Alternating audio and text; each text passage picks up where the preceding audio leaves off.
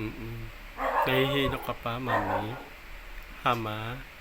Pag bumabang, Oo, kasi epekto yan ng antibiotic. kasi, Mamaya, mawawala na yung hilo mo. Nagsusuot ka tsinelas? kahit ano patong lang. Hmm. Ang ulam namin ngayon kasi bawal kay mami ang karne ng manok at saka karne ng isda.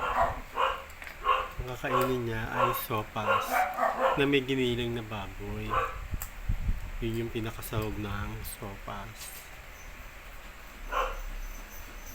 Si mami nakapikit pa din. Sabi niya konti lang daw ang kakainin niya. Kasi 11:30 na. Doon yun. Ang kinain niya kaninang umaga, tinapay lang tsaka na kaunting Nissan Cup noodles. Kasi ayaw daw niya ng flavor na lapas batchoy. Ang gusto raw niya, bulalo.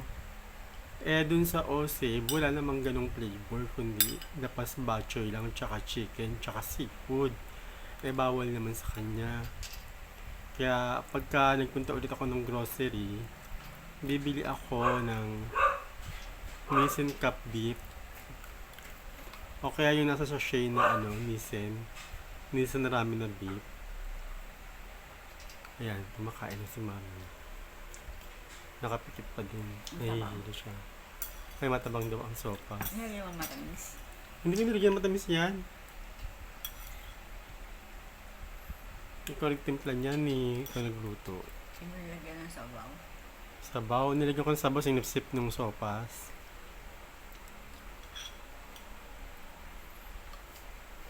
Masakit pa ba yung iyong suso?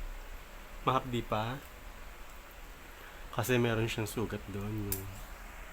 Yung sa skin allergy, gawa nung na sobrang sa pagkain ng chicken. Ganun pala ang mangyayari.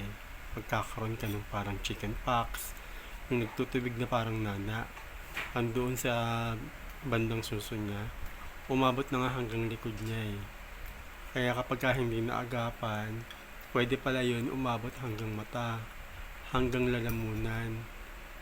Kaya yung antibiotic na iniinom niya, halos 200, kulang 300 ang isa.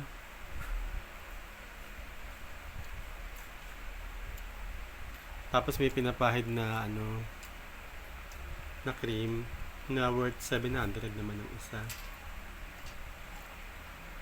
Nalagyan ba ako?